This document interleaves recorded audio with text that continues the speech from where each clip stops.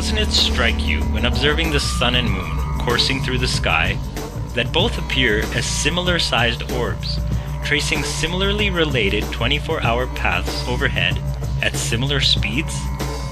Is this simply just coincidence? Well, modern astronomy would say, absolutely, no question about it.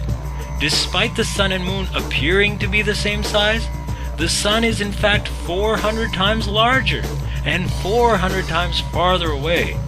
The sun is in fact the orbital center, with the very Earth we're standing on spinning around it.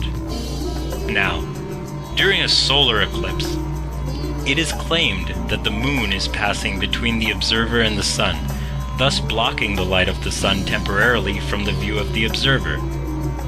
Okay, then what about lunar eclipses? Well, according to the authorities, as we've all been fed, lunar eclipses occur when the ball Earth moves between the sun and the moon, and we see the resulting shadow. But over 50 times in the last 500 years, none other than the Royal Astronomical Society of Britain has noted lunar eclipses which occurred when both the sun and moon were visible in the sky. Not to mention several of those times when the alleged ball Earth shadow has been seen on the wrong side of the lunar disk. December 10th, about 6:30 in the morning. It's about 18 degrees out here, and we're standing on top of Cahokia Mounds, just east of St. Louis. Behind me is a full moon, which will soon be going into a full lunar eclipse as it sets, kind of a rare experience, while at the same time behind us, the sun is already beginning to rise. So this could be a very interesting and beautiful experience. So it's about 6:55, and as you can see, we're getting a little bit brighter out here. You can see the shadow creeping across the moon. It's a little hard to see, I'm sure, in the camera, but from here, you can see it nice and clearly. It's about a third of the way covered. The moon's starting to turn nice and orange.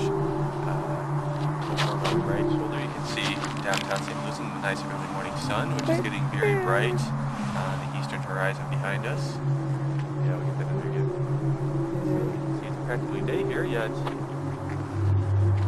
we still have the moon out, which is slowly eclipsing. And it's still cold. Okay, so it's now about 7:04 a.m.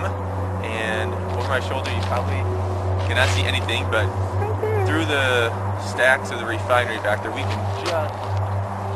can just barely make out a little bit of the moon left. It's about 2/3 the way covered with Earth shadow, and it's turning a sort of pale orange, pinkish color. But with the bright morning sun coming up, there's not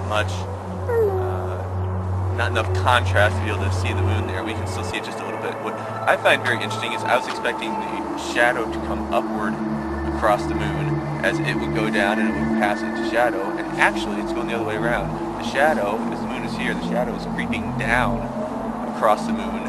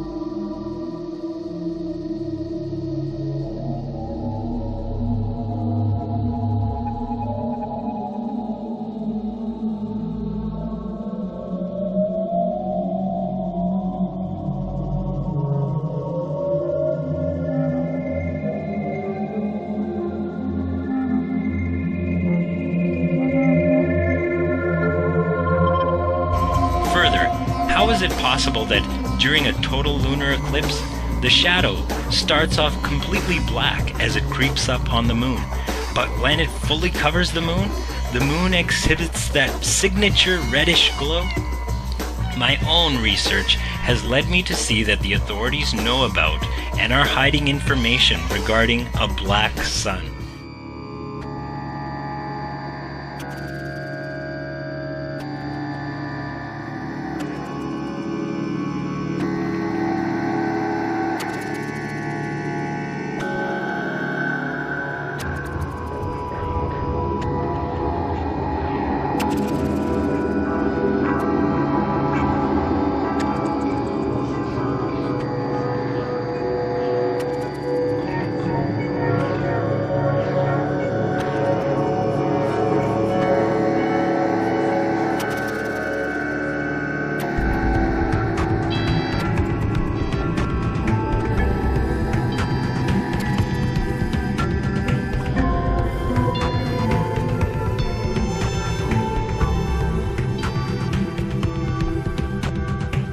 On the ball Earth, there's no real up or down. It's all relative to the center, and this is possible thanks to gravity. Now, naturally, a spinning object tends to keep other objects from sticking to it due to centrifugal force, normally causing the objects to fly right off. But on the ball Earth, thanks to gravity, of course, people, buildings, and even the very air are all stuck to the surface of the ball, and would be none the wiser had it not been for authorities such as Galileo, Newton, and NASA to tell us otherwise. Thusly, considering gravity, if objects with mass are attracted towards each other, why hasn't there ever been an object massive enough to demonstrate that water would stick to it, as is claimed the oceans, lakes, and rivers do on a ball Earth?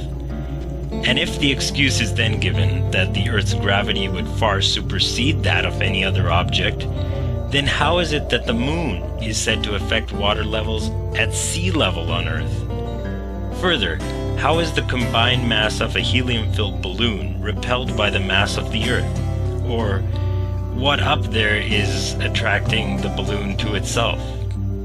Or are these really just the laws of density and buoyancy, with up and down actually existing as we perceive? Obviously, dense objects sink when placed in a less dense medium, and this law of density-buoyancy perfectly explained the physics of falling objects long before Isaac Newton proposed his theory of gravity.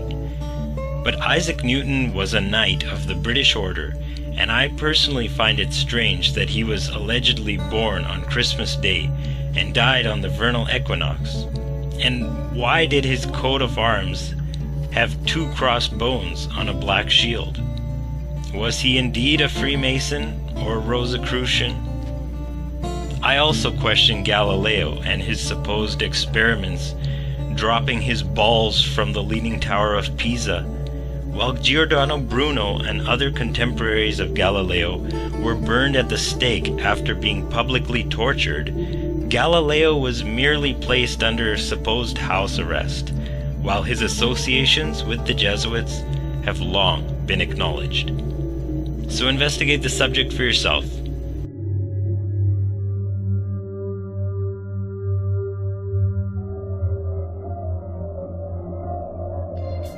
Newton said that if an object falls, it's because there's a mysterious force called gravity pulling it down.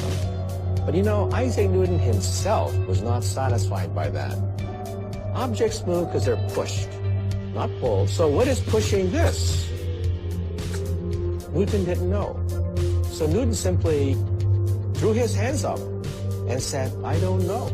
So I'm going to invent something called gravity.